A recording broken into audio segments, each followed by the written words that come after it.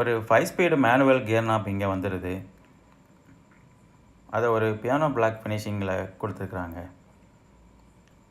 ஒரு silver chrome finishing உள்ள பட்டனோட ஒரு ஹேண்ட் பிரேக்கும் கொடுத்துருக்குறாங்க. இந்த கியர் நாப்பை சுற்றி ஒரு லெதர் ஃபினிஷிங் போல் கொடுத்து ரொம்ப பிரீமியமாக மாற்றிருக்கிறாங்க. இங்கே ஒரு சென்டர் கன்சோல் ஆர்ம் ரெஸ்ட் வந்துடுது வித் ஸ்டோரேஜோட.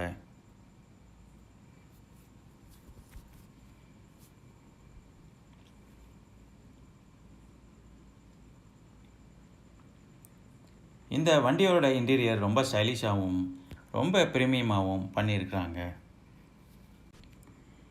இந்த டேஷ்போர்டை ஏகப்பட்ட கர்வ்ஸ் மற்றும் எட்ஜ் மூலமாக ரொம்ப அட்ராக்டிவாக பண்ணியிருக்கிறாங்க.